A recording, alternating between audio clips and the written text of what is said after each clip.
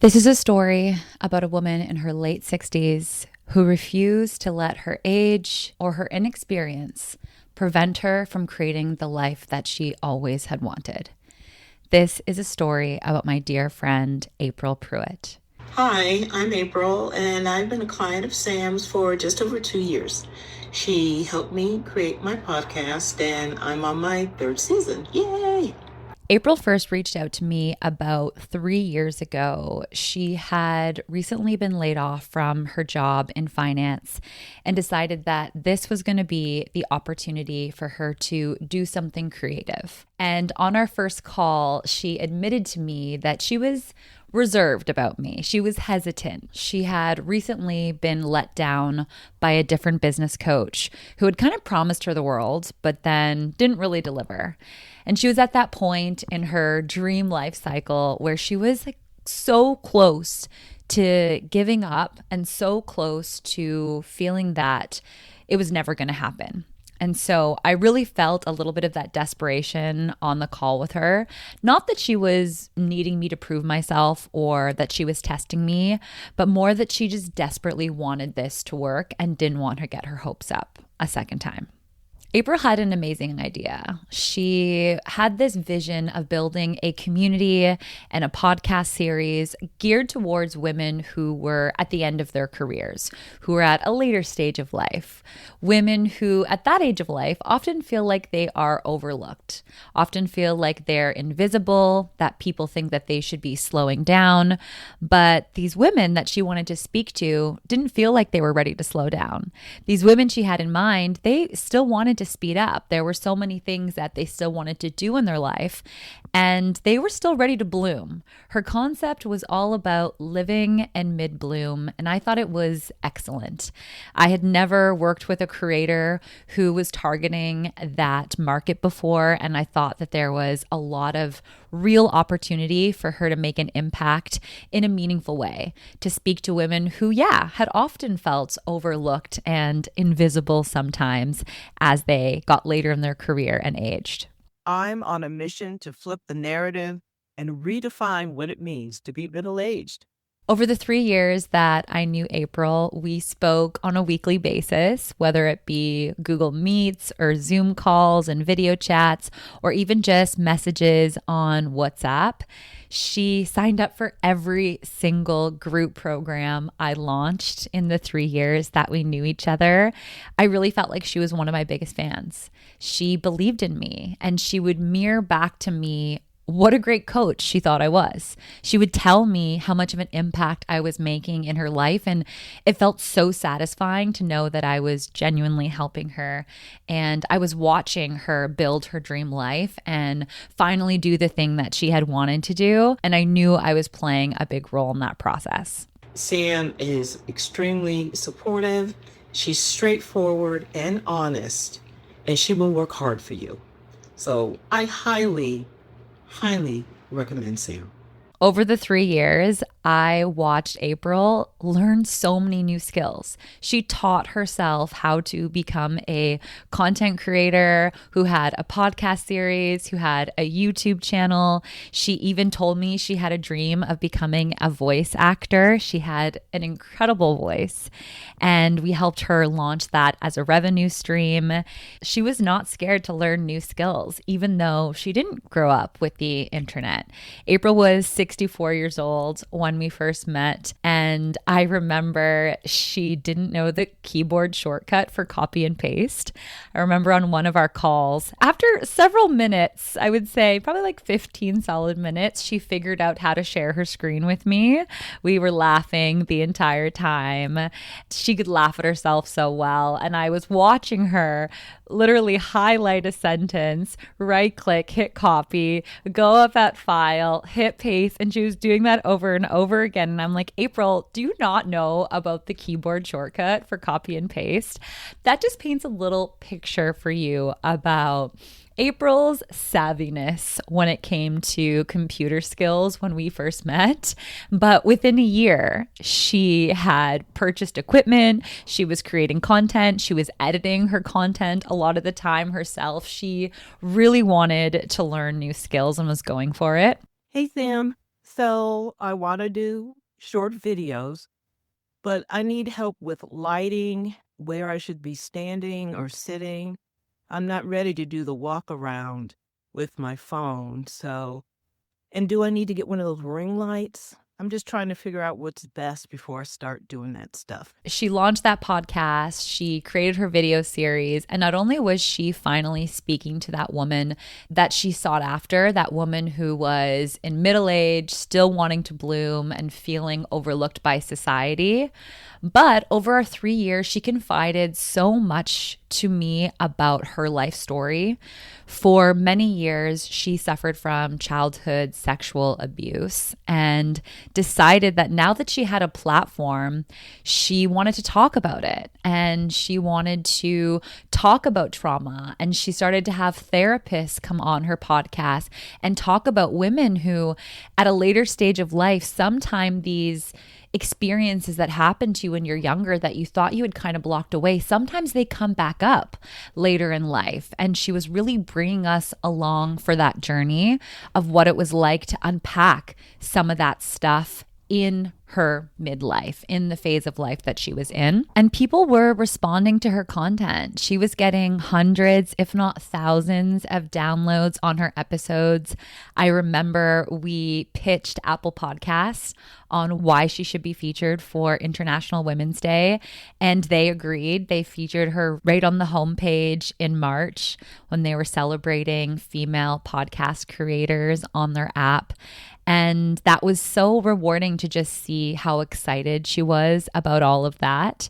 I think she felt very validated that her idea that she had for a really long time was finally out in the world and people were loving it. People were finding it helpful and valuable. She was my only client who turned on the feature of fan mail, which is a feature you can turn on as a podcast creator who hosts on Buzzsprout. And people were writing in. I remember thinking when she wanted to turn that on, like, oh, it's so hard to get two-way engagement as a podcast creator. You know this if you have your own show.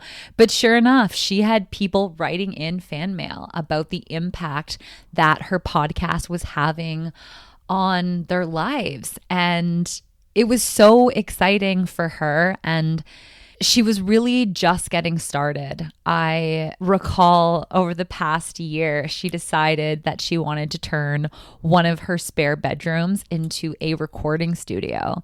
And she had invested in all of this new gear, microphones, soundproofing, cameras.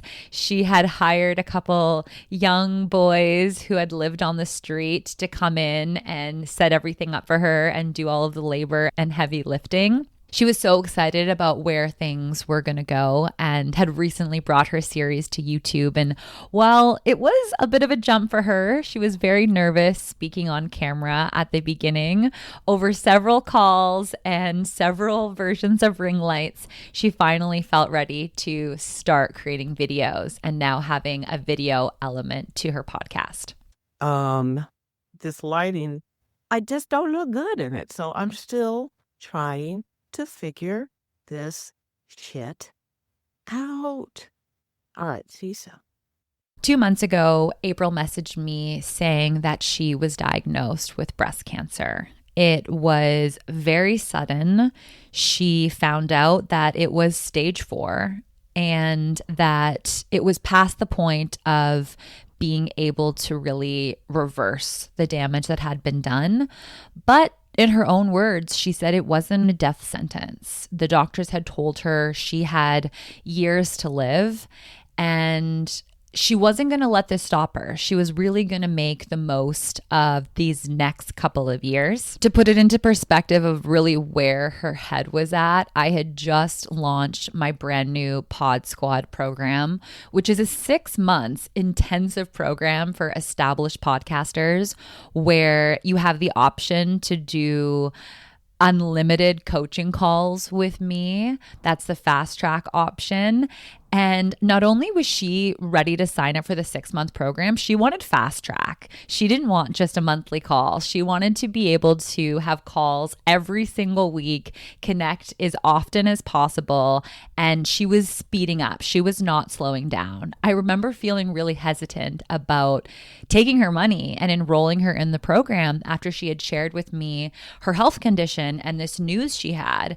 But she told me now is a better time than ever. I have ideas for how I can bring women along for this journey of me being diagnosed with women's cancer and going through the reality of someone who has stage 4 breast cancer. She felt like it was an opportunity to create more content. She was inspired by it all.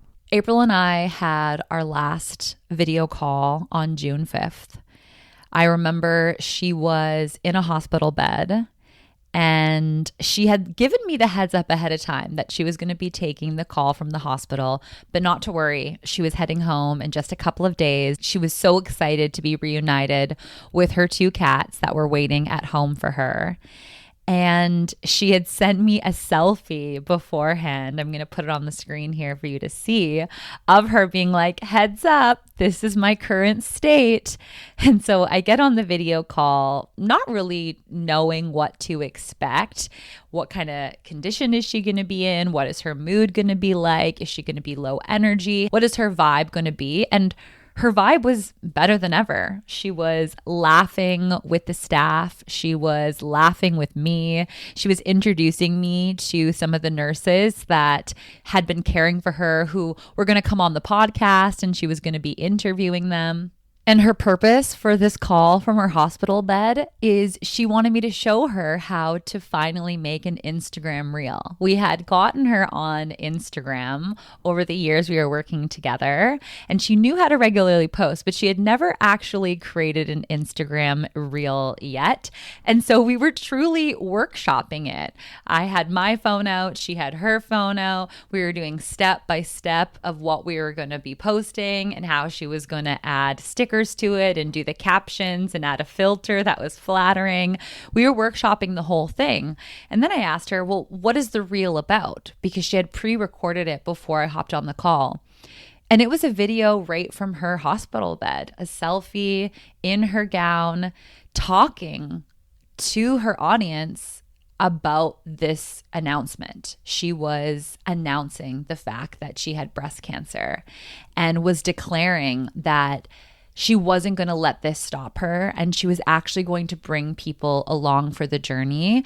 Everything from how she found out to what some of the warning signs were that she wanted other women to know about.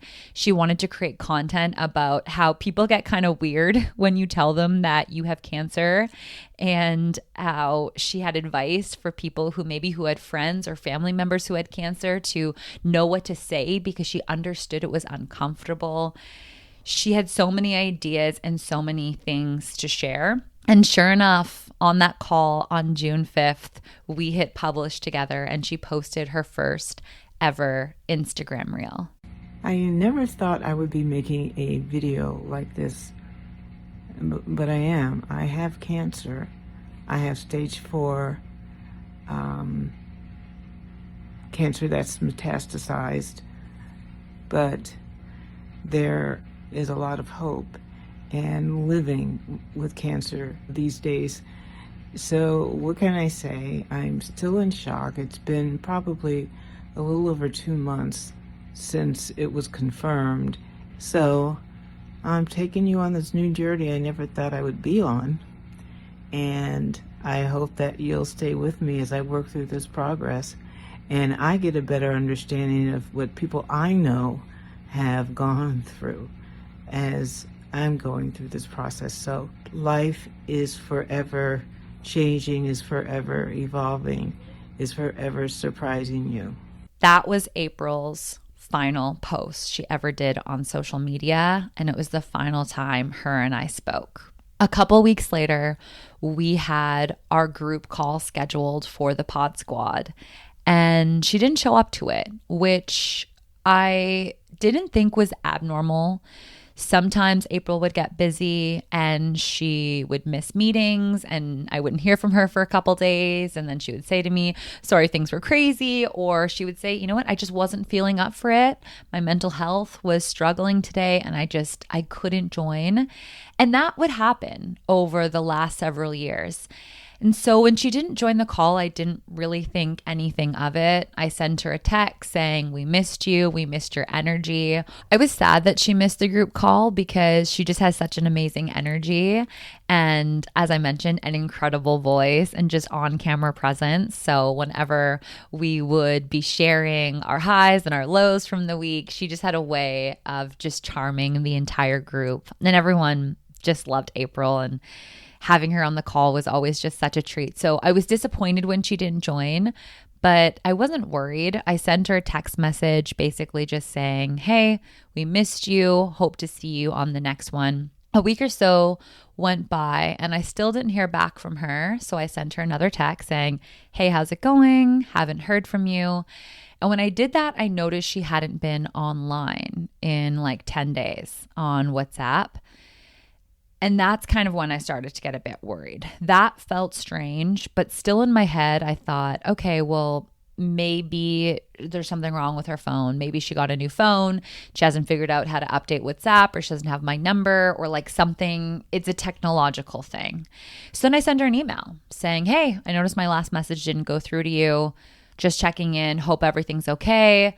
I'm flexible all week. Want to hop on a call. Nothing happens. A week later, now I'm really worried. I send her another email saying, are you okay? I'm starting to worry. A week after that, and this is a bit morbid, I basically get a notification that her credit card went through for another month. She was on a subscription for the coaching program. And when I saw that, I was like, what is going on with April? Like, why have I not heard from her now in several weeks? This is scaring me. And I went on LinkedIn and I found the post, the video that I had helped her make, that Instagram reel making her announcement. She had actually went and posted it on LinkedIn as well. I'm reading through the comments. Oh my goodness, April, I'm so proud of you. You're so strong. Thank you for sharing this. You can do it. I'll be thinking of you. And sure enough, I see someone posted a link to the obituary. When I clicked on that link and I saw her smiling, beautiful, glowing face in the way that I was so used to seeing it, but in this context, it was rattling. It took my breath away. I was just in the middle of a workday on my computer and I audibly gasped when I saw that. I saw that she had passed away on June 17th, which was 12 days after the last video call that I had with her, when I was helping her create that video and create that announcement, and when we were talking about all these ideas for all this content that she was going to be creating. And that is the saddest part about all of this, is that April wasn't ready to go. Like, she had so much more to share. She had so many ideas, and there was so much that she still wanted to do with her life and with her content. And she wanted me as her ride or die. You know, she wanted me in her corner through that whole journey. And I wanted to be there for all of that. And I had every intention to be there for that. It's a very strange feeling finding out a client of yours has passed in that way. And at this point, she had passed away several weeks ago. And it made me wonder, like, would anybody have ever told me? Did anybody even in her life know about me? Like, did her friends and family know about this person on the internet that she had been talking to for 3 years? It was like this thing, this relationship that we had built on the internet that I really thought was just kind of a coachee, client, professional type relationship. And what I realized since she's been gone is that, oh my goodness, it was so much more than just a line item on my revenue tracker. She really has been this constant presence in my life over the last 3 years. Somebody that I also could always count on. As much as I was her coach, she was my loyal student who I knew would always be there to support whatever program I had and whatever idea I wanted to put out there. Like, she was going to be a cheerleader and really my biggest fan. Something I've really been reflecting on is how real these online relationships can be. April and I never met face to face. We never hugged. We never shared a meal. But over 3 years, over all the video calls, voice notes, hundreds of messages, she really became a part of my life. It's a strange thing to lose somebody that you've never physically been in the same room with, but you still feel the weight of their absence so heavily. These connections that we make online, they are very real, even if the relationship exclusively exists online. And I'm still waiting for a message from her of saying, "Hey, sweetie," what she would always call me, like, "You're so silly," as if you're posting about that. I'm right here. Everything's fine. And just laughing at me the way that she always did. It reminds me that coaching, at least the way that I approach it, and I'm guessing the way you approach it too, if you're a coach who listens to the show, it isn't just about strategies and accountability and checking boxes. Coaching is about witnessing somebody's evolution. And it's about being there for the small wins and the big breakthroughs. And to coach someone to like truly hold space for their becoming is such an honor. And April's journey was no exception. I'm sad for so many reasons, but I'm mostly sad that she had so much more to share. She had big dreams. Even as she was approaching her 70s, she was still upskilling. She was still evolving. She was still investing in herself. Bottom, it has post, story, reel, live. Yeah, so we're going to create a story. Okay, so story, it's still me. Yeah. Nothing's happening. Is the camera looking at you? Hey everyone, hey mid-bloomers. Here I am with our next to last episode for the year. So let's get rolling. She had actually just discovered the power of ChatGPT, and she was so excited about the potential. She was sending me regular screenshots about her interactions with ChatGPT, and it was completely blowing her mind. And she was so excited to be leveraging all of this new technology to build her dreams and to build that impact and to scale the success that she had already had. April was just getting started. And she, to me, is such a reminder that we have no idea how much time we have left on earth, friends. It is a reminder that today is a gift. And if you have something to say, you better say it when you have the chance. And you better take that moment while you have it, because this is the only time that's guaranteed for us, right? And if you have dreams, no matter what age, it's not too late to go after them, to learn something new and to make a shift and to make sure that you leave this earth really satisfied by what you accomplished, that you lived the life that you authentically knew you wanted to live and you went for it. April is not leaving us with regrets. April is leaving us before her peak. And she was heading there. She had that momentum coming, and I will forever wonder what was waiting for her and what she was about to accomplish, because she was on the up. She really was. And that makes me just so sad. And so this episode is dedicated to April, to everybody who's still evolving, who's still dreaming, who's still using their voice, no matter what age, no matter what you're facing, you're not done yet. So use your voice while you have it. And remember, it's never too late to dream or to start over.